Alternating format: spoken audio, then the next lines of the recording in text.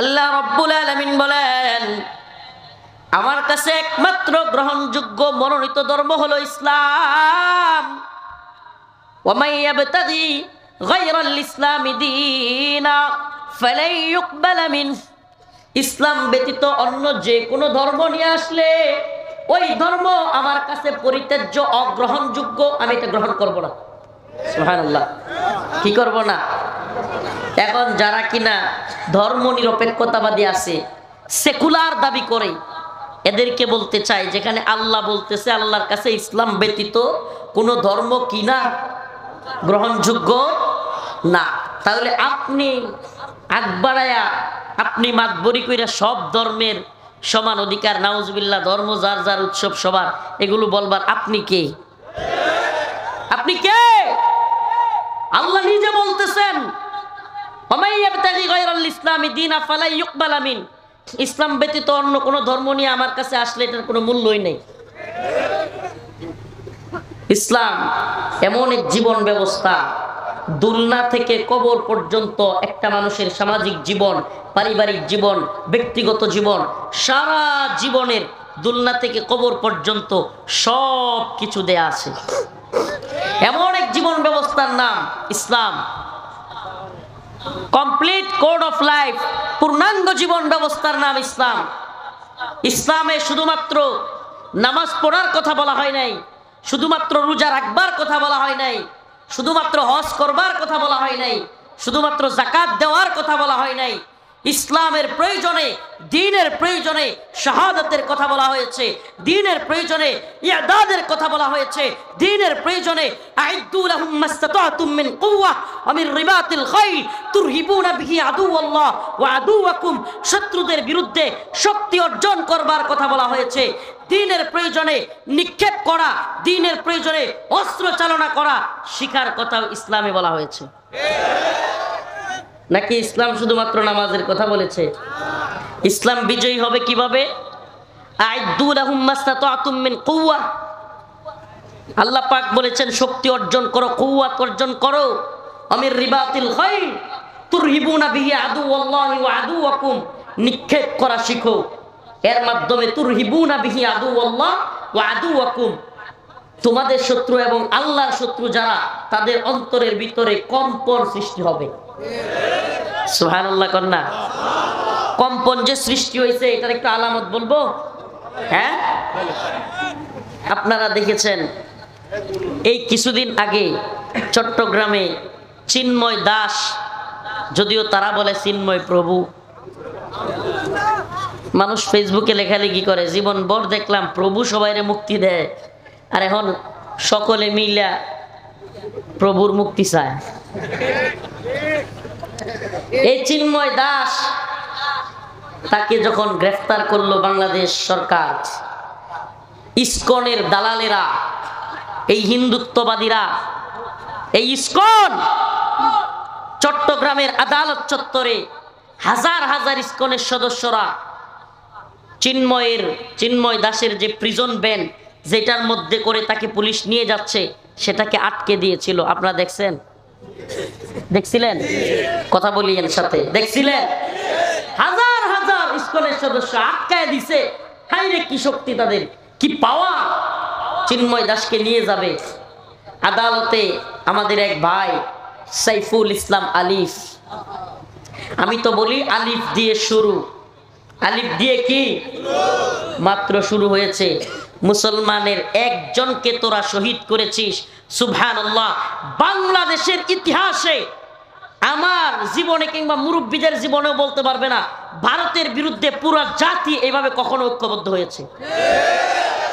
আলিফ দিয়ে তো শুরু, এক আলিফের কারণেই গোটা জাতি আজকে ভারতের বিরুদ্ধে ঐক্যবদ্ধ।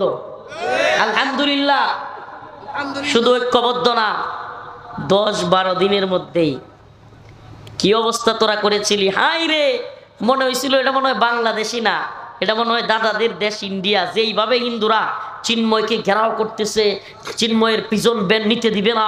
এরপরে আদালতে আমাদের ভাই সাইফুল ইসলাম আলিফ কেন চিন্ময়ের জামিনের বিরোধিতা করলো, সেজন্য তাকে দিনে দুপুরে কুপিয়ে হত্যা করে ফেলতেছে। বাবারে বাবা, মনে হইতেছিল না এটা দাদাদের দেশ। ইসকনের মিছিল কি একটা পর্যায়ে চলে গিয়েছিল। এক রাতের সেনাবাহিনীর পিডানি, এক রাতের, কয় রাতে? গোপালগঞ্জেতে সূর্যই উঠেছে, বাকিটা বলবেন না, বাকিটা বলিয়েন না। তো চট্টগ্রামেও যখন সূর্য উঠেছে, পিছন লাল করা আস্তে আস্তে, তো পরের দিন থেকে হাই সুবহানাল্লাহ, ঘটনা কি? এখন নিউজ হচ্ছে চিন্ময় দাসের কোনো উকিল পাওয়া যাচ্ছে না। হাই সুবহানাল্লাহ। তার মানে এদের যে এই যে গরম, এই যে কামান বিমান হুঙ্কার জঙ্কার, এগুলো হলো বেলুনের মতো। কিসের মতো? আপনি যদি একটা সুই নিয়ে খালি দাঁড়ায় যেতে পারেন, সুবহানাল্লাহ, এদের সব বেলুন ফুটা হয়ে যাবে। ভারতীয় বাহিনীর এত পাওয়ার, শত পাওয়ার, শত শত বিএসএফ ঢুইকা আমাদের ৮-৯ জন জওয়ানের কাছে গুহারা আছে। ঠিক কি ঠিক না? আমাদের পাবলিক রৌমারির এই বড়াইবাড়ির পাবলিক জুতা দিয়া, ঝাড়ু দিয়া, কোনটা দিয়া পিঠাইয়া সাইজ করে দিছে। সুবহানাল্লাহ কন্যা। তার মানে মুসলমান খেপে গেলে, মুসলমান ও ইমানদার, আমার রাসূল বলেছেন আমার উম্মতে মুসলিমার 12,000 যদি মর্দে মুজাহিদ থাকে, কয় হাজার? 12 কোটির দরকার নাই, 12 লক্ষের দরকার নাই, 12,000 যদি আমার উম্মতে মুসলিমার মর্দে মুজাহিদ দাঁড়ায়া যায়, রাসূলুল্লাহ সাল্লাল্লাহু আলাইহি সাল্লাম বলেছেন পৃথিবীর কোন সুপার পাওয়ার নাই ওই 12,000 মর্দে মুজাহিদকে পরাজিত করে। সুবহানাল্লাহ বলেন না? আমরা এটাই দেখতেছি। রাসূলের সেই ভবিষ্যদ্বাণী, রাসূলুল্লাহ সাল্লাল্লাহু আলাইহি সাল্লাম এমন এক পয়গম্বর, মুহাম্মদ আরবির দুই ঠোঁটের মাঝখান দিয়া জীবনে কোনোদিন মিথ্যা বলেন নাই। সুবহানাল্লাহ বলছেন। এটা শুধু মুসলমানরা স্বীকার করে এমন না, মক্কা কাফের মুশরিকরা পর্যন্ত জীবনে কোনোদিন রাসূলকে মিথ্যাবাদী বলেন। জাদুকর বলছে, পাগল বলছে, অনেক কিছু বলছে, কিন্তু কোনোদিন গণক বলছে, কিন্তু কোনোদিন রাসূলুল্লাহ সাল্লাল্লাহু আলাইহি সাল্লামকে মিথ্যাবাদী বলেন নাই। রাসূলুল্লাহ সাল্লাল্লাহু আলাইহি সাল্লাম পাহাড়ে উঠে বলেছেন, হে আরববাসী, আমি যদি এখন বলি এই পাহাড়ের ওপাশ থেকে শত্রুরা তোমাদেরকে আক্রমণ করবার জন্য আসতেছে, তোমরা কি বিশ্বাস করবে? কাফের মুশরিক সহ সবাই বলেছিল, হ্যাঁ মুহাম্মদ তুমি হলে আল আমিন, তুমি বিশ্বস্ত, আমরা তোমাকে বিশ্বাস করি। সুবহানাল্লাহ। সেই মুহাম্মদ আরবি সাল্লাল্লাহু আলাইহি সাল্লাম বলেছেন আমার উম্মতের বাহিনী যদি 12,000 হয়, সুবহানাল্লাহ, কয় হাজার? আলামত আমরা দেখতে পাই বদরে 313 জন, কয়জন? পুরো হাজারো বাহিনীকে অস্ত্র শস্ত্রে সজ্জিত মুসলমানদের 313 জন সাইজ করে দিছে কি দেয় নাই? আলামত আমরা দেখতে পাই। এই কিছুদিনের আগের আলামত 2021 সালে, 2001 সাল থেকে 21 সাল পর্যন্ত 20 বছরে America, Britain, France, Germany, Netherland, Italy সমস্ত রাষ্ট্রগুলো মিলে নেটো জোট গঠন করে শক্তিশালী সামরিক বাহিনী গঠন করে আফগানিস্তানে 20 বছর যুদ্ধ কইরা শেষ পর্যন্ত কয় সাইরা দেমা কাইন্দাবাসী, যাদেরকে আগে বলতো জঙ্গি, মৌলবাদী, সন্ত্রাসী, ফান্ডামেন্টালিস্ট, এখন তাদেরকে কয় তোমরাই হইলা খাঁটি মুক্তিযোদ্ধা। বাবা সাইরা দেমা কাইন্দাবাসী। যাদেরকে জঙ্গিবাদী কইতো তাদেরকে কাতারের দোহাই ডাইকা নিয়া চুক্তি কইরা নাকে খত দিয়া বাঁচছে। আমাকে বলেন আমেরিকা, ব্রিটেন, ফ্রান্স, জার্মানির চাইতে তালেবানের মুজাহিদদের সংখ্যা বেশি ছিল? বেশি ছিল? আমেরিকার বাহিনী কম ছিল? আমেরিকার কামান বিমান কম ছিল? ড্রোন কম ছিল? যুদ্ধ জাহাজ কম ছিল? সাবমেরিন কম ছিল? অস্ত্র গোলা বারুদ কম ছিল? কোনটা কম ছিল? মিডিয়া পাওয়ার কম ছিল? মিডিয়ার প্রোপাগান্ডা কম ছিল? সব বেশি ছিল। কিন্তু তবুও ওই যে রাসূল বলেছেন আমার উম্মতের মুজাহিদের সংখ্যা যদি 12,000 হয়, কয় হাজার? 12,000 হয়, পৃথিবীর কোনো শক্তি নাই আমার উম্মতে মুসলিমাকে হারায়। এবার দেখেন সিরিয়ার অবস্থা, বাশার আল আসাদ, ইরান, শিয়ারা, বাশার আল আসাদ, তারপরে রাশিয়া, সমস্ত শক্তি একত্রিত হইয়াও 12 দিনের যুদ্ধে উম্মতে মুসলিমার মুজাহিদদের সামনে টিকে নাই। আবু মুহাম্মদ আল জাওলানি হাফিজাহুল্লাহ দেখায়া দিছেন মুসলিম উম্মার মুজাহিদরা গর্জে উঠলে বাশার আল আসাদ, হাফিজ আল আসাদের 54 বছরের ক্ষমতা দুলিশাত হইতে 12 দিনও লাগে না। সুবহানাল্লাহ বলেন না? এর মানে কি? আপনারা কি ভয় পান? ভয় পান? হে উম্মতে মুসলিমার মুজাহিদরা, হে উম্মতে মুসলিমার যুবকেরা, আমরা ভয় করি কাকে? ভারতকে আমরা ভয় করি, ভারতীয় বাহিনীকে আমরা ভয় করি। আমরা গজওয়াতুল হিন্দের সৈনিক হতে প্রস্তুত আছি তো ইনশাআল্লাহ। আল্লাহ পাক বলেছেন কুতিবা আলাইকুমুল কিতাল ওয়া হুয়া কুরহুল লাকুম। এটা আমার মুখের কথা নয়, স্বয়ং রব্বুল আলামিন বলেন তোমাদের উপর যুদ্ধকে ফরজ করা হয়েছে। শায়েখগিরি, পীরগিরি আর ইসলামের কোরআনের অপব্যাখ্যাকারী, এই অপব্যাখ্যা চলবে না। নফসের জিহাদ, এই জিহাদ, সেই জিহাদ বলে আল্লাহ পাক দ্বীনের পথে জীবন দেওয়ার যে জিহাদের কথা বলেছেন সেটাকে অস্বীকার করা চলবে না। আল্লাহ পাক সরাসরি বলেছেন কুতিবা আলাইকুমুল কিতাল। কিতাল জিহাদ শব্দ ইউজই করেন নাই, ব্যবহার করেন নাই। কেন? কারণ আল্লাহ পাক জানতেন শেষ জামানায় কিছু মুনাফিক তৈরি হবে যারা জিহাদের অপব্যাখ্যা করবে। জিহাদের কি করবে? আল্লাহ পাক বলেছেন কুতিবা আলাইকুমুল কিতাল ওয়া হুয়া কুরহুল লাকুম। আমাকে বলেন আল্লাহ পাক বলেছেন তোমাদের উপর যুদ্ধকে ইসলামের জন্য, দ্বীনের জন্য প্রয়োজন হলে যুদ্ধকে কি করা হয়েছে? ফরজ করা হয়েছে। ওয়া হুয়া কুরহুল লাকুম, যদিও তোমরা তা অপছন্দ করো। আচ্ছা আমারে বলেন, আয়াতটা যখন কোরআনে নাজিল হইল, কোরআনে পাকে যখন এই আয়াতে কারিমা নাজিল হইল, কোরআনে পাকে যখন কুতিবা আলাইকুমুল কিতাল এটা নাজিল হলো, তখন কার কাছে নাজিল হয়েছিল? রাসূলুল্লাহ সাল্লাল্লাহু আলাইহি সাল্লামের কাছে। উনি কি জিহাদ পছন্দ করতেন? কিতাল পছন্দ করতেন? সাহাবাই কেরাম তখন রাসূলের সাথী কারা ছিলেন? আমাকে বলেন কোরআনে কারিমে আল্লাহ বলছেন কুতিবা আলাইকুমুল কিতাল ওয়া হুয়া কুরহুল লাকুম। যদিও তোমাদের উপর জিহাদ ফরজ করা হয়েছে, কিতাল যুদ্ধকে ফরজ করা হয়েছে, কিন্তু তোমরা অপছন্দ করো। আমাকে বলেন সাহাবাই কেরাম জিহাদ অপছন্দ করতো? একটা ছোট্ট ঘটনা বলবো। সাহাবাই কেরাম যুদ্ধকে কত ভালোবাসতো, দ্বীনের জন্য শহীদ হওয়াকে কত ভালোবাসতো, এটা একটা ছোট্ট ঘটনা দিয়ে বুঝাই দেই। আল্লাহর রাসূল সাল্লাল্লাহু আলাইহি ওয়াসাল্লাম মসজিদে নববীর পাশ দিয়া যাইতেন আর দেখতেন কালো করে একজন সব সময় ধুলাবালির মধ্যে পড়ে থাকতেন, ভালো মতো জামা কাপড় নাই, সুন্দর চেহারা নাই, কোনো কিছু নাই, কিন্তু পড়ে থাকতেন। রাসূলুল্লাহ সাল্লাল্লাহু আলাইহি সাল্লাম তার পাশ দিয়ে যাওয়ার সময় বলতেন জুলাইবি তুমি কি বিয়েটা করবে না? আল্লাহর রাসূলের সেই সাহাবীর নাম কি? হযরত জুলাইবিবের ইতিহাস আজকেও বলে না, হযরত জুলাইবিবের নামে কেউ নাম রাখে না। অথচ আমার কাছে কেউ আসলে ছেলের নাম রাখার জন্য, ছেলে হইলে আমি বলি ছেলেটার নাম রাখেন জুলাইবিব। কেন জুলাইবিব? আজকে আপনারা একটু হযরত জুলাইবিবের ইতিহাস একটু পড়েন, হযরত জুলাইবিব রাদিয়াল্লাহু আনহুর ঘটনাটা একটু জেনে যান। ও উম্মতে মুসলিমার যুবকেরা, তাহলে হযরত জুলাইবিবের মতো হওয়ার তামান্না জাগবে, আশা জাগবে। হযরত জুলাইবিব এমন এক সাহাবী ছিলেন যার চেহারাটা ছিল কালো, সবসময় ধুলি মিশ্রিত থাকতো, ভালো জামা কাপড় ছিল না, বাবার টাকা পয়সা ছিল না, বংশীয় মর্যাদায় বিশাল কিছু ছিলেন না। মসজিদে নববীর সামনে পড়ে থাকতেন ধুলাবালি মিশ্রিত শরীর নিয়ে। রাসূলুল্লাহ সাল্লাল্লাহু আলাইহি সাল্লাম বলতেন জুলাইবিব বিয়েটা কি করবে না? হযরত জুলাইবিব বলতেন ইয়া রাসূলুল্লাহ আমার মতো লোকেরে কেডা বিয়া করব? আমার মতো লোকেরে। এ যুবক, ঘটনাটা খুব মনোযোগ দিয়ে শুনবেন। এই ঘটনার সাথে ইসলামিক যুবকদের, মর্দে মুজাহিদদের অনেক সম্পর্ক রয়েছে। দ্বীন ঈমানের পাহারাদারদের, উম্মতে মুসলিমার যুবকদের এই ঘটনা থেকে শিক্ষা নেওয়ার অনেক কিছু রয়েছে। ও উম্মতে মুসলিমার যুবকেরা, ফেসবুক, টিকটক লাইকি কিংবা নারী, মদ, নেশা এগুলো তোমার আইডল হতে পারে না, এগুলো তোমার কাজ হতে পারে না। উম্মতে মুসলিমার যুবকদের অবশ্যই দ্বীন ঈমানের পক্ষে থাকা লাগবে। মুসলমান নিজেরা ইতাআতি ও জাহাতি এই সমস্ত কথা বলে নিজেরা মারামারি করা, এটা তোমার আমার কাজ হতে পারে না। ইন্নামাল মুমিনুনা ইখওয়া, মুমিন মুমিনের ভাই। তুমি কিসের তাবলীগ শিখলা? আরেক মুমিন ভাইয়ের মাথায় তুমি আঘাত করো। আল্লাহর রাসূল বলেছেন একজন মুমিনকে হত্যা করা পুরো জাতিকে হত্যা করার শামিল।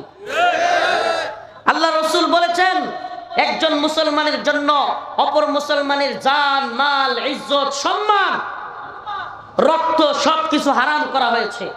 কি করা হয়েছে? আল্লাহর রাসূল বলেছেন সবকিছু হারাম। তাইলে তুমি তোমার ভাই মুসলমান, তার মাথায় আঘাত করলা পীরের কথায়, শায়েখের কথায়। কি শুরু করছে এরা?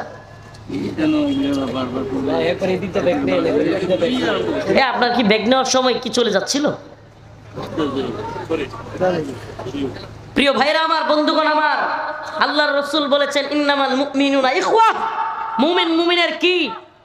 একটু ফোকাস করেন, কি? এটা আল্লাহর কথা। আল্লাহ পাক বলেছেন মুমিন মুমিনের ভাই, মুমিন মুমিনের এক দেহ। ফিলিস্তিনের মুসলমান, সিরিয়ার মুসলমান মার খাইলেও আপনার অন্তরে ব্যথা লাগতে হবে, কারণ রাসূল বলেছেন আল মুমিন কাজাসাদিন ওয়াহিদ, মুসলমান এক দেহের ন্যায়। আপনি দেখেন না, দেহের ডান হাতে কাইটা গেছে, খাইতে গেছেন, খাইতে গিয়া জাল লাগছে, দেখবেন খাইতে গিয়া জাল লাগলে বাম হাতটা এমনি নড়ে, ঠিক কি ঠিক না? খাইতেছেন কোন হাতে? ব্যথা লাগছে ডান হাতে, জলেও ডান হাত, কিন্তু নড়ে কোন হাত? কেন নড়ে? কারণ এক দেহ, এই ব্যথাটা ওখানেও যায়, ঠিক কি ঠিক না? ফিলিস্তিনে মুসলমান মায়ের খাইলে আপনার অন্তরে ব্যথা লাগতে হবে, সিরিয়ায় মুসলমান মায়ের খাইলে আপনার অন্তরে ব্যথা লাগতে হবে। তাইলে বোঝা যাবে আপনি ঈমানদার, না হইলে বুঝবেন আপনার মধ্যে নিফাকি ঢুকে গেছে। মুসলমান মায়ের খায় আক্রান্ত হয়, আপনার অন্তরে কি থাকতে হবে? ব্যথা থাকতে হবে। ও মুসলমান ঈমানদার, আল্লাহর রাসূল বলেছেন একজন মুসলমানকে হত্যা করা জগৎকে হত্যা করা। আমাকে বলেন, আপনি যে টঙ্গীতে গিয়া আপনার আমির, আপনার পীর, আপনার শায়েখ কিংবা আপনার নেতার কথায় আপনি অন্য মুসলমানের গায়ে আঘাত করলেন, মাথায় আঘাত করলেন, হত্যা করলেন, আপনি এটা কোন দলিল দিয়ে আপনি এটাকে সাজেস্ট করবেন? কোন দলিল দিয়ে আপনার পক্ষে সমর্থন করবেন? আছে কোনো দলিল? আপনি এমন কোন দলিল দেখাতে পারবেন যেই দলিল দিয়ে অন্য মুসলমানকে হত্যা করা যায়? নাউজুবিল্লাহ। প্রিয় ভাইরা আমার, মুসলমান ঈমানদার, একে অপরের ভুল হইতে পারে। ও মুসলমান, রাসূলের শিক্ষা আল্লাহ পাক নিজে বলেছেন মুহাম্মাদুর রাসূলুল্লাহ ওয়াল্লাযীনা মা'আহু আশিদ্দাউ আলাল কুফফার রুহামাউ বাইনাহুম। আল্লাহ পাক বলেছেন আমার নবী মুহাম্মাদুর রাসূলুল্লাহ এবং তার সাহাবায়ে কেরাম আশিদ্দাউ আলাল কুফফার, কাফের মুশরিকদের বিরুদ্ধে তারা শক্ত, রুহামাউ বাইনাহুম, কিন্তু নিজেরা নিজেদের মধ্যে খুবই দরদওয়ালা, নরম। এখন আপনার আচরণ কি হয়ে গেল? আপনি মন্দির পাহারা দেন, মূর্তির পাহারাদারি করেন, মন্দিরে পাহারা দিলে, মূর্তির পাহারা দিলে আপনি নরম, আর মুসলমানদের বিরুদ্ধে আপনি গরম। বোঝা গেল রসুলের সাথে, রসুলের দ্বীনের সাথে, সাহাবায়ে কেরামের দ্বীনের সাথে আপনার কোনো সম্পর্ক নেই। আপনার দ্বীন, আপনার ঈমান রসুলের এবং সাহাবায়ে কেরামের সাল্লাল্লাহু আলাইহি সাল্লামের ঈমানের সাথে মিল নাই। তাইলে আপনি কোন ঈমানের সবক দিচ্ছেন? কোন দ্বীনের দীক্ষা দিচ্ছেন? কোন তাবলীগ আপনি করতেছেন? প্রিয় ভাইরা আমার, কথাগুলোতে ভুল বুঝবেন না। প্রিয় ভাইরা আমার, বন্ধুগণ আমার, আমি কখনো, আমার সবচাইতে কষ্ট লাগে যখন দেখি মুসলমানে মারামারি শুরু করেছে। ও মুসলমান ঈমানদার, আজকে ভারতীয় যে আধিপত্যবাদী সাম্রাজ্যবাদী শক্তি, এই হিন্দুত্ববাদী আগ্রাসী বাহিনী আজকে বাংলাদেশের বিরুদ্ধে একের পর এক ষড়যন্ত্র করেছে। এরা আমাদেরকে বন্যার পানি ছেড়ে দিয়ে আমাদের দেশের মানুষকে ডুবিয়ে মারতে চেয়েছে, মেরেছেও। এরা আমাদেরকে যখন শীতের সময় আসে তখন আমাদের তিস্তার বাঁধ আটকে দিয়ে এই অঞ্চলের রংপুরের মুসলমানদেরকে ফসল করতে বাধা দেয়, ফসলকে মরুভূমির মতো করে ফেলে, ফসল করার পরিস্থিতি রাখে না। এমনকি সীমান্তে কাঁটাতারের বেড়ায় আমাদের মুসলমানদেরকে গুলি করে হত্যা করে। গতকালকের নিউজ, যশোর সীমান্তে, বেনাপোল সীমান্তে 3 জন মুসলমানকে বিএসএফ হত্যা করেছে। ও মুসলমান ঈমানদার, এই যখন অবস্থা, এরা একের পর হুমকি দিচ্ছে, ধমকি দিচ্ছে, মানুষকে আঘাত করতেছে, মেরে ফেলতেছে। একবার বলতেছে রংপুর দখল করবে, আরেকবার বলতেছে চট্টগ্রাম দখল করবে, আরেকবার বলতেছে আমাদের নেত্রকোনা দখল করবে। এমতো অবস্থায় আমি আর আপনি যদি মারামারি করি, এর চাইতে আত্মঘাতী কোনো কিছু কি আছে? এর চাইতে আত্মঘাতী কোনো কিছু কি আছে মুসলমান? নাই। আমি আপনি ভাই ভাই, আপনি অন্য দলের হইতে পারেন, অন্য মতের হইতে পারেন, কিন্তু আপনি আমার ভাই, আমি আপনার ভাই। কেন আমাকে আপনি মারতে আসবেন? ও মুসলমান ঈমানদার, প্রিয় ভাইরা, ভারতীয় ষড়যন্ত্র বুঝবার একটু চেষ্টা করেন, ভারতীয় আগ্রাসন একটু বুঝবার চেষ্টা করেন, উম্মতের দায়রা কি বলতেছে সেটা বুঝবার চেষ্টা করেন। আমাদেরকে হিন্দুত্ববাদী আগ্রাসনের বিরুদ্ধে যেখানে ঐক্যবদ্ধ হওয়া দরকার, যেখানে আমাদেরকে দাওয়া ইরশাদ জিহাদের কথাগুলো মানুষের মাঝে ছড়িয়ে দেওয়া দরকার, যেখানে আমাদের মানুষকে বোঝানো দরকার হিন্দুত্ববাদীরা যে কোনো সময় আগ্রাসন চালাতে পারে। আপনারা শুনলে অবাক হবেন, সেই যে আপনাদের এলাকায় কত সালে জানি এটা 2001 সালে 18 এপ্রিল এই রৌমারী সীমান্তে 12 গ্রাম না বড়াইবাড়ি, এই বড়াইবাড়ি সীমান্তে যে হত্যাকাণ্ড হয়েছিল সেই 2001 সাল থেকে প্ল্যান করে ভারতীয় গোয়েন্দা সংস্থা র কিভাবে তৎকালীন বিডিআরের যারা নেতৃত্বে ছিল, সেনাবাহিনীর যারা নেতৃত্বে ছিল, তাদেরকে কিভাবে মেরে ফেলা যায় সেই নীল নকশা করে 8 বছরের নীল নকশা সেনাবাহিনীকে হত্যা করা, বিডিআরের তৎকালীন নেতৃত্বস্থানীয় সদস্যদেরকে হত্যা করবার মিশন শেখ হাসিনাকে ক্ষমতায় এনে 2009 সালে বিডিআর বিদ্রোহের নামে, বাতের আন্দোলনের নামে সেনাবাহিনীর সদস্যদেরকে বিডিআরের পরিচয়ে মুখোশ লাগিয়ে ভারতীয় গোয়েন্দা সংস্থা র সরাসরি গুলি করে সেনাবাহিনীর সদস্যদেরকে হত্যা করেছিল। এটার একটাই কারণ ছিল এই বড়াইবাড়ি সীমান্তে তাদের পরাজয়। এটা তারা মেনে নিতে পারে নাই, যদিও তারা দেখাইছে 16 জন, কিন্তু আসলে এই অঞ্চলে কি পরিমাণ বিএসএফ কে আমাদের নৌজওয়ানরা, আমাদের দামাল ছেলেরা, বিজিবির বিডিআরের দামাল ছেলেরা তাদেরকে এমন পরাজয়, এই অঞ্চলের যুবকেরা এমন পরাজয় উপহার দিয়েছে, তারা সেটা মানতে না পারে 8 বছর ষড়যন্ত্র করে শেখ হাসিনাকে ক্ষমতায় এনে তারপরে আমাদের বিডিআরের সেনাবাহিনীর ঊর্ধ্বতন কর্মকর্তাদেরকে রয়ের প্ল্যান করে হত্যা করেছিল। যদি তাই না হবে, আপনি তৎকালীন নিউজ চ্যানেলগুলোর খবর নিয়ে দেখেন, বিডিআরের তৎকালীন প্রধান মেজর শাকিল বাংলাদেশে মারা গেছে কি যায় নাই সেনাবাহিনীই জানে না, ভারতীয় মিডিয়া কিভাবে এইটা প্রচার করলো, মিডিয়া কিভাবে নিউজ করলো। আপনারা যারা খবর রাখেন, সচেতন আছেন, তারা জানার কথা। তৎকালীন সময়ে মুরব্বীদের কাছে শুনেছি, এখনো ইতিহাস সাক্ষী, এখনো মিডিয়ায় সেই খবর প্রচারিত হয়। ভারতীয় মিডিয়া বাংলাদেশ সেনাবাহিনী জানার আগেই ভারতীয় মিডিয়ায় প্রচার করে দিল মেজর শাকিলকে মেরে ফেলা হয়েছে। যিনি ছিলেন ওই বড়াইবাড়ি সীমান্তে হত্যার সময় যিনি অর্ডার দিয়েছিলেন, তিনি ছিলেন সেই বিডিআরের তৎকালীন প্রধান। তার মানে কি বোঝা যায় না এই ষড়যন্ত্র ভারতের? আপনি কি জানেন হাসিনা সরকার চলে যাওয়ার পরে নতুন সরকারকে ভারত যে শর্তটা সবচাইতে গুরুত্বের সাথে দিয়েছিল, সেটা ছিল বিডিআর বিদ্রোহের কোনো তদন্ত কমিশন গঠন করা যাবে না। কল্পনা করতে পারেন? তার মানে কি বিদ্রোহের নামে ভারতীয় যে কথাটা আমরা শুনতাম, এখানে রয়ের হাত আছে, এখানে বিডিআর বিদ্রোহের নামে এখানে সেনাবাহিনীর সদস্যদেরকে মেরে বাংলাদেশকে পঙ্গু করার যে প্ল্যান ভারত করেছে, সেটার বাস্তবতা রয়েছে। এখন যখন নতুন সরকার ক্ষমতায় আসলো, এই সরকারের উপদেষ্টাদের মধ্যেও কিছু ভারতীয় দালালকে ঢুকায় দেওয়া হলো। এই ভারতীয় গাদ্দার দালালেরা বাংলাদেশে বসে স্বরাষ্ট্র উপদেষ্টা, আইন উপদেষ্টা ঘোষণা করে দিল বিডিআর বিদ্রোহের কোনো তদন্ত কমিশন গঠন হবে না। আলহামদুলিল্লাহ সুম্মা আলহামদুলিল্লাহ, আমরা যখন গর্জে উঠলাম, ছাত্র ভাইরা যখন গর্জে উঠলো, আমরা সবাই লেখালেখি করতে লাগলাম এবং ঘোষণা দিয়ে দিলাম যে যদি দ্রুততার সাথে বিডিআর বিদ্রোহের নামে সেনা সদস্যদেরকে হত্যা তদন্ত কমিশন গঠন করা না হয়, স্বরাষ্ট্র উপদেষ্টার কার্যালয় এবং আইন উপদেষ্টার কার্যালয় ঘেরাও করা হবে। 11টায় কার্যালয় ঘেরাওয়ের কর্মসূচি দেওয়া হয়েছে। রাতের মধ্যেই বলা হলো 5 দিনের মধ্যে তদন্ত কমিশন গঠন করা হবে। প্রিয় হাজিরিন, প্রিয় উপস্থিতি, এই কথাগুলো আপনাদের বোঝা দরকার, কারণ এই রৌমারীর মুসলমানরাই বাংলাদেশের এই ভয়াবহ ষড়যন্ত্রের একটা অংশ। এই রৌমারীর মুসলমানরা বীরত্ব দেখিয়েছেন। এটা কথা মনে রাখবেন, বীরত্ব দেখানো সহজ, জয় করা সহজ, কিন্তু অর্জন ধরে রাখা কঠিন। অর্জন ধরে রাখা কি কঠিন, সেই অর্জনকে ধরে রাখতে হবে। এজন্য আজকে আমি আলোচ্য বিষয় নিয়েছি কুতিবা আলাইকুমুল কিতাল ওয়া হুয়া কুরহুল লাকুম। আল্লাহ পাক বলেছেন তোমাদের উপর দ্বীনের জন্য যুদ্ধকে ফরজ করা হয়েছে, যদিও তোমরা তা অপছন্দ করো। অপছন্দ কি রাসূল সাল্লাল্লাহু আলাইহি সাল্লাম করতেন? অপছন্দ সাহাবায়ে কেরাম করতেন? তাইলে আল্লাহ পাক কোরআনে ওই সময়ে কাদেরকে উদ্দেশ্য করে বলছিলেন? আমার তো মনে হয় এই জামানায় যে সমস্ত পীর, যে সমস্ত শায়েখ নামের যে সমস্ত লোকেরা দাওয়া ইরদাদ জিহাদের বিরোধিতা করে, কিতালের বিরোধিতা করে, এই মুনাফিকি চরিত্রের লোকদের জন্যই আল্লাহ পাক 1500 বছর আগে এই আয়াত নাজিল করেছিলেন। আল্লাহ পাক কি বলেছিলেন? কুতিবা আলাইকুমুল কিতাল ওয়া হুয়া কুরহুল লাকুম আসা আন তাকরাহু শাই ওয়া হুয়া খায়রুল লাকুম।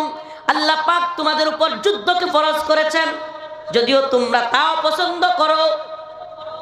আসা আন তাকরাহু শাই ওয়া হুয়া খায়রুল লাকুম।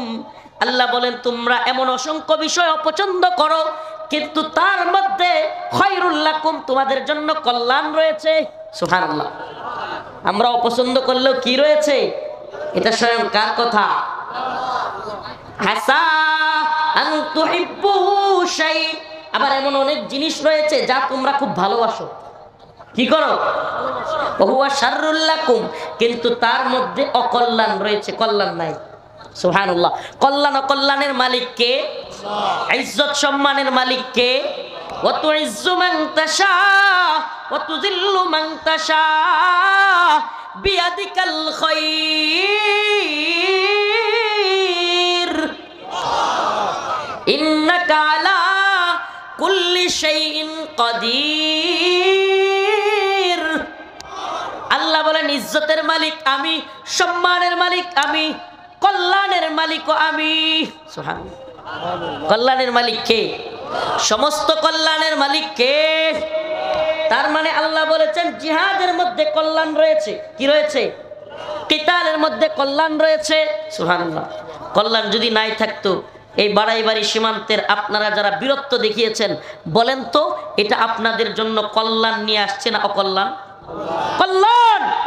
এটা থেকে শিক্ষা রয়েছে। এটা থেকে কি শিক্ষা রয়েছে? যে মর্দে মুজাহিদরা, মুসলমানরা খেপে গেলে কাফেরদের কোনো খাওয়া নেই। ঠিক কি ঠিক না?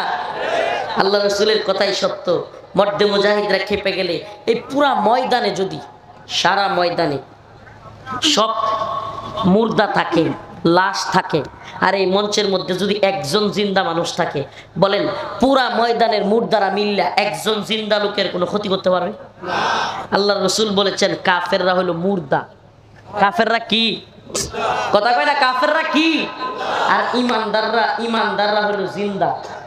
সুবহানাল্লাহ। ইমানদাররা কি? প্রিয় হাজিরিন, যারা বলবেন হুজুর কাফেরদেরকে হত্যা করা, এই উস্কানিমূলক বক্তব্য কেন দিচ্ছেন? আমি বলতেছি না নিরীহ কোনো ব্যক্তিকে আপনি হত্যা করেন। নিরীহ ব্যক্তিকে হত্যা করা, নিরীহ কারো কোনো সনাতন ধর্মী হোক, খ্রিস্টান ধর্মাবলম্বী হোক, তার বাড়িতে আক্রমণ করা, এই সবক ইসলাম আমাদেরকে দেয় নাই। কিন্তু তুমি আমার উপর আক্রমণ করবা, তুমি আমাকে হত্যা করতে আসবা, তুমি আমার দেশ দখল করতে আসবা, তুমি আমার মসজিদ ঘুরায় দিবা, তুমি আমার মাদ্রাসা ভেঙে দিবা, তুমি আমার বাড়িঘর বুলডোজার দিয়ে ভেঙে দিবা। আমার আল্লাহ বলেছেন উদিনা লিল্লাযিনা ইয়াকাতালুনা বিআন্নাহুম যুলিমু, যে তোমার বিরুদ্ধে জুলুম করবে তুমি তার বিরুদ্ধে গর্জে ওঠো। কে বলেছেন এটা? তাইলে আমি কি আপনার কথা মানবো না আমার আল্লাহর কথা মানবো? আমি তো আপনার উপর জুলুমের পক্ষে না। ইসলাম তো আপনার উপর জুলুমের পক্ষে না। ইসলাম তো অন্য ধর্মের মানুষকে আঘাত করতে, মেরে ফেলতে, বাড়িঘর উচ্ছেদ করতে বলে না। কিন্তু আপনি যখন আমার বিরুদ্ধে আক্রমণ করবেন, আমি কি চুপ থাকবো? কথা বলেন না, চুপ থাকবো? প্রিয় হাজিরিন, প্রিয় উম্মতে মুসলিমা, আপনি স্বীকার করেন বা না করেন, ইসলামের জিহাদ আছে। আপনি করেন বা না করেন, আপনি করতে পারেন বা না করেন, আপনার এটা মানতে হবে। আল্লাহ পাক দাওয়া এবং এদার জিহাদের পথ খুলে দিয়েছেন। ও উম্মার যুবকেরা, ও রৌমারীর মুসলমান, রৌমারীর যুবকেরা, তোমাদের কাছ থেকে আজকে আমি কথা নিতে চাই, ওয়াদা নিতে চাই। দ্বীনের পক্ষে 2001 সালে ইসলামের পক্ষে, মাতৃভূমির পক্ষে, এই ভূমি রক্ষার জন্য রৌমারীর মুসলমান যেভাবে তোমরা গর্জে উঠেছিলে, আবারও যদি হিন্দুত্ববাদী ভারত, হিন্দুত্ববাদী ইসকন যদি বাংলাদেশে হামলা করতে চায়, এই বাংলাদেশকে, ভূখণ্ডকে, ঈমানকে রক্ষা করবার জন্য, ভারতীয় আগ্রাসনকে প্রতিহত করবার জন্য, গজওয়াতুল হিন্দে শরীক হওয়ার জন্য তৈরি আছো তো ইনশাআল্লাহ?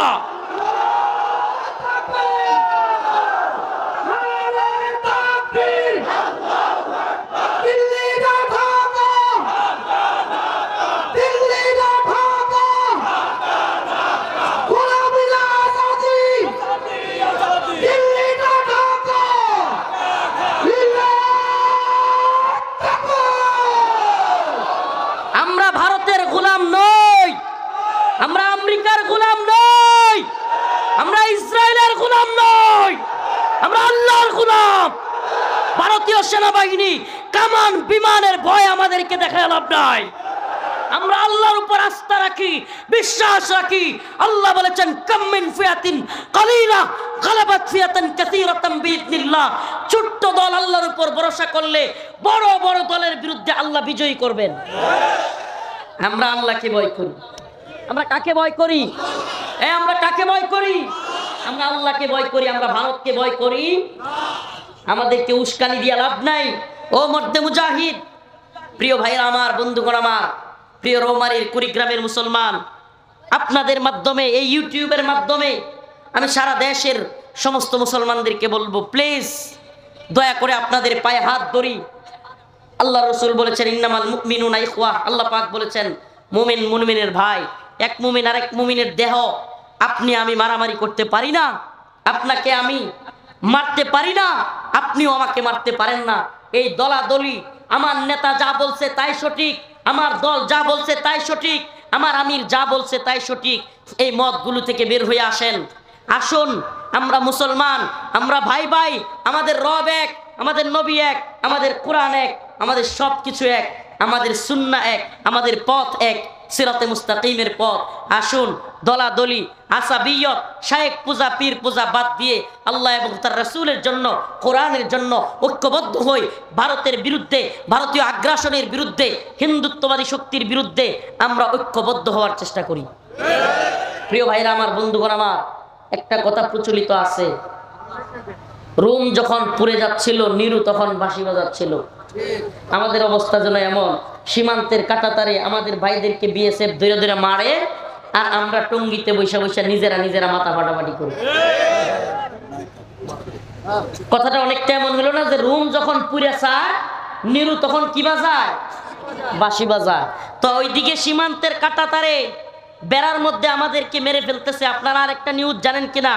ভারত বন্যায় বাসায়া দিয়া, হুমকি দিয়া, ধমকি দিয়া বাংলাদেশ দখল করার কথা বইলা দেখছে যে বাংলাদেশের মুসলমানরা তোয়াক্কা করে না। এখন এরা নতুন কইরা প্রক্সি ওয়ার, নতুন কইরা পার্শ্ব যুদ্ধে জড়ায় যাওয়ার চিন্তা ভাবনা করতেছে। মায়ানমারের বাহিনীদেরকে টাকা দিয়া, পয়সা দিয়া, অস্ত্র দিয়া সহযোগিতা কইরা মায়ানমারের সাথে বাংলাদেশের লাগাইয়া দেওয়ার চেষ্টা করতেছে। নিউজগুলো আপনারা পড়তেছেন কিনা জানি না। ও মুসলমান, সজাগ থাকতে হবে। ভারত যখন দেখছে যে না, মুসলমানরা যেইভাবে ঐক্যবদ্ধ হচ্ছে, আমরা যদি এখনই যুদ্ধ শুরু করি, অলরেডি আমাদের 7 সিস্টারে বিভিন্ন বিদ্রোহী গ্রুপ, ত্রিপুরায়, আসামে, মণিপুরে বিভিন্ন বিদ্রোহী গ্রুপ আমাদের বিরুদ্ধে যুদ্ধে লিপ্ত, কাশ্মীরে যুদ্ধে লিপ্ত, বিভিন্ন সীমান্তে, পাকিস্তান সীমান্তে অবস্থা সিরিয়াস। এত কিছুর মধ্যে বাংলাদেশের সাথে যদি যুদ্ধে লেগে যায়, আশপাশ থেকে অন্যান্য বাহিনী যদি আমাদেরকে ধরে, ভারত, তাদের বুদ্ধিজীবীরা বলতেছে ভারত ভাইঙ্গা টুকরা টুকরা হয়ে যাবে। এখন যখন বুঝে ফেলছে যে ভারত তো ভাইঙ্গা টুকরা টুকরা হয়ে যাবে, তাইলে বাংলাদেশকে তো সাইজও করতে হবে। এখন কি করলো? সমস্ত নির্লজ্জতার মাথা খায়া মোদি নিজে তার টুইটারে পোস্ট করে বসলো ৭১ নাকি বাংলাদেশকে তারা, ভারতের, পাকিস্তানের বিরুদ্ধে তারা বিজয়ী হয়েছে। বাংলাদেশ যে মুক্তিযুদ্ধ করেছে, স্বাধীন হয়েছে, এটা নয়, বরং ভারতের সাথে পাকিস্তান যুদ্ধ হয়েছে এবং ভারত নাকি বিজয়ী হয়েছে। তাইলে আমাকে বলেন, এটা কেমন স্বাধীনতা ছিল? কেমন স্বাধীনতা ছিল এটা? যেখানে খুদ মোদি বলল, শুধু মোদি না, মোদির আগের যে সরকার ছিল ৭১ তৎকালীন ইন্দিরা গান্ধী, সে সংসদে দাঁড়িয়ে, ভারতের সংসদে বলেছিল 1000 সাল কা বদলা লে লিয়া।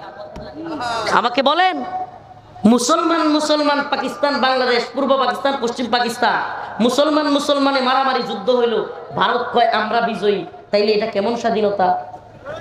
এটা কেমন স্বাধীনতা? আমি তো বলি, এই ভূখণ্ডের মুসলিমদের একমাত্র স্বাধীনতা হবে ভারতের বিরুদ্ধে বিজয়।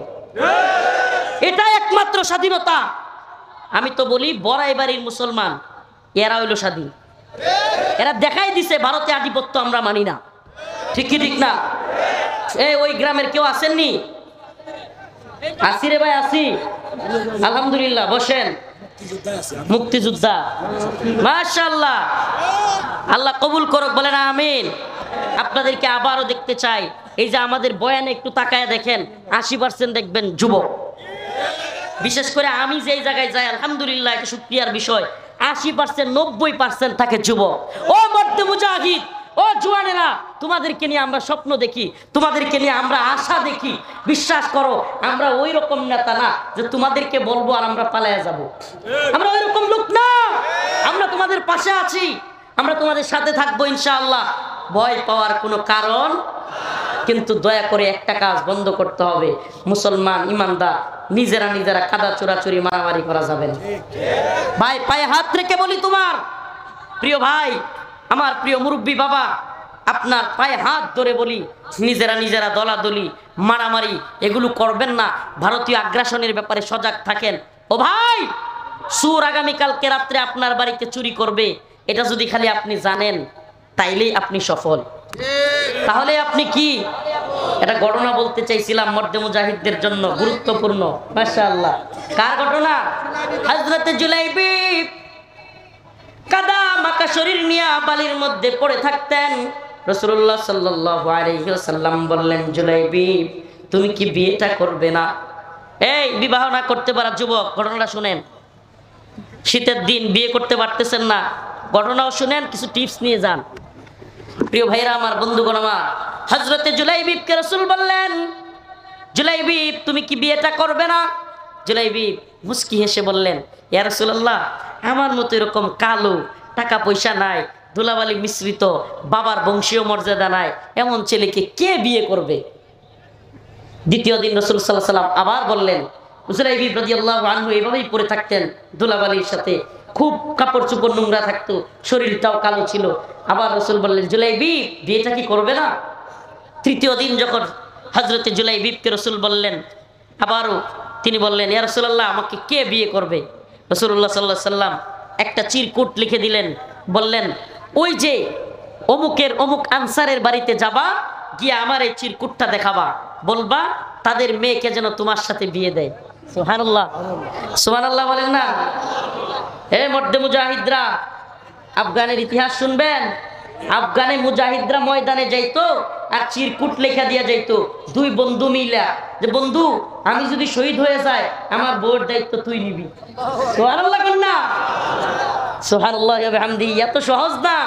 এখন তো আপনি আমি মসজিদ পায়ে গেছি, মসজিদ আছে কিন্তু নামাজ পড়তে যাই না, ফজরের নামাজের সময় তো যাই না, অন্য নামাজের সময় যাই না। অথচ এই মসজিদগুলো এভাবেই চলে আসে নাই।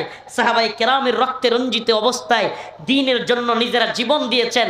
আরে আমার রাসূল নিজে সাল্লাল্লাহু আলাইহি সাল্লাম প্রকাশ্যে নামাজ পড়তে পারতেন না, সাহাবায়ে কেরাম আযান দিতে পারতেন না, এভাবেই আসে নাই। অথচ তোমাকে হাইয়া আলাস সালাহ বলে ডাকা হয়, তুমি মসজিদে যাও না। আফসোস, আফসোস তোমার জন্য প্রিয় ভাই, তোমার জন্য। তুমি অনেক শক্তিশালী, তুমি অনেক শক্তিশালী, তুমি ৩-৪ জনকে হারায় দাও কুস্তিতে, তুমি এইভাবে হাঁটো, কিন্তু তুমি ফজরের সময় ছোট্ট একটা কম্বল তুলা দিয়া মসজিদে যাবা, এই শক্তি তোমার নাই। তোমার চাইতে দুর্বল পৃথিবীতে কেউ নাই। তুমি কিসের শক্তিশালী? তুমি এই কম্বলটা শয়তানের সাথে বিজয়ী হইয়া কম্বলটা উঠায় মসজিদে যাইতে পারো না, তোমার কিসের শক্তি? প্রিয় ভাইরা আমার, বন্ধুগণ আমার, হযরত জুলাইবিব চিরকুট নিয়ে গেলেন। কি নিয়ে গেলেন জানেন? চিরকুটটা দিয়ে কার বাড়িতে পাঠাইছে? সুবহানাল্লাহ, সুবহানাল্লাহ।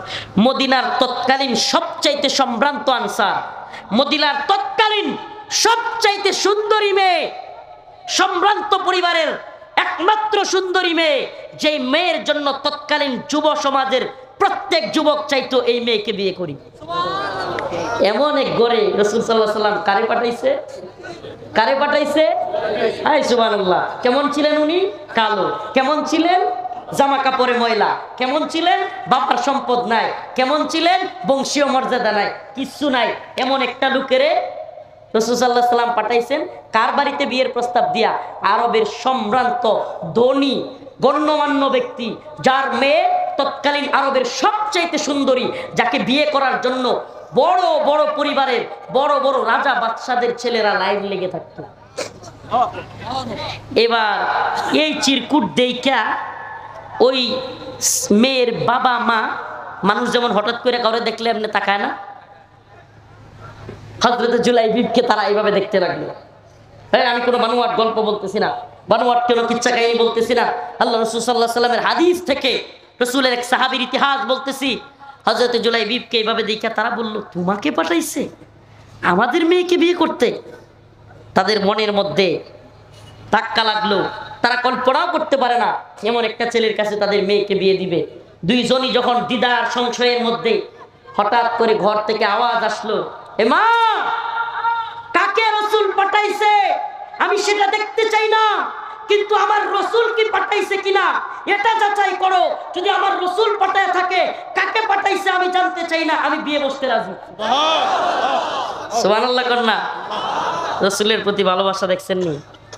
আছে এই জামানার মেয়েরা, আছে কেউ রাসূলের প্রতি তাদের ভালোবাসা কি পরিমাণ ছিল? এবার আসেন তার মা কি বলে। তার মা বলে, মা, আমার মেয়ে, তুমি কি বের হয়ে একটু দেখবা? তুমি আগে দেখা নাও, তুমি কি বলতেছো। বাবা বলল, মেয়ে, তুই কি বলতেছিস? বুঝে শুনে বলতেছিস? কাকে পাঠাইছে আগে একটু দেখ। মেয়েটা আবার জবাব দিল, আমি বলছি রাসূল পাঠাইছে কিনা, আমার মুহাম্মদ আরবি সাল্লাল্লাহু আলাইহি সাল্লাম যদি পাঠায়া থাকে, আমি কাকে পাঠাইছে দেখবো না, আমি বিয়েতে রাজি। সুবহানাল্লাহ। বিয়ে হয়ে গেছে। হযরত জুলাইবি বিয়ে করে ফেললেন, বাজার করলেন, নতুন বিবাহ হলো। হঠাৎ করে মাইকের মধ্যে আওয়াজ আসলো, হাইয়া আলাল জিহাদ।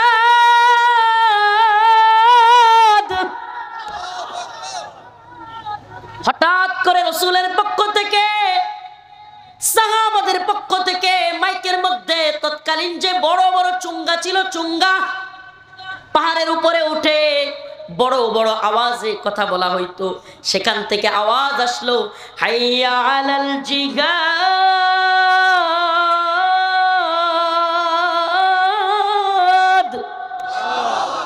হাইয়া আলাল জিহাদ।